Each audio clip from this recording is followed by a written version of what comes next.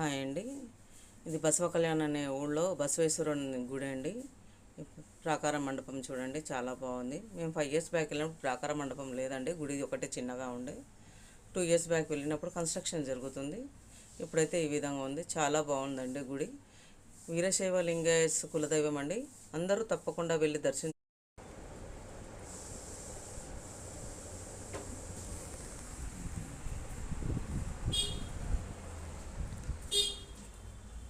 లోపల సభా మండపం అండి.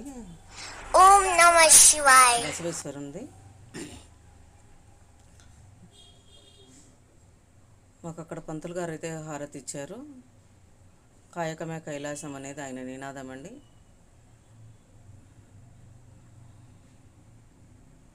హారతి ఇచ్చారు, దర్శనం చేసుకున్నాము. ప్రతి ఒక్కరూ వీరశైవలింగేశ్ ప్రతి ఒక్కరూ దర్శించుకోవాల్సిన గుడి బసవ కళ్యాణ్ అనే ఊళ్ళో ఉంది. సభా మండపంలో, ప్రాకార మండపంలో అయితే మొత్తం కన్నడలో ఉందండి. ఈ మనం బసవేశ్వరుని దర్శనం చేసుకున్నాక చుట్టూ అయితే ఆయన జీవిత చరిత్ర ఫోటోలు ఉన్నాయండి.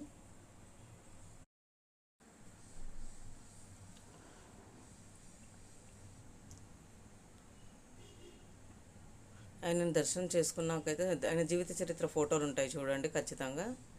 ఖచ్చితంగా అందరూ జీవితంలో దర్శించుకోవాల్సిన ప్రదేశం అండి బసవేశ్వరుడు. ఇంకొకటి కూడల సంగమంలో ఉందండి. ఈ ఊరి బయట, గుడి బయట 2 kilometerల దూరంలో బసవేశ్వరుంది 108 అడుగుల ఎత్తైన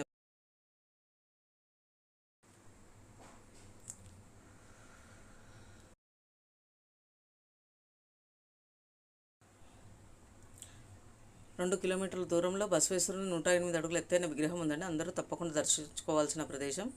ఇష్టలింగ పూజా విధానం అది అందరూ చేయాల్సింది.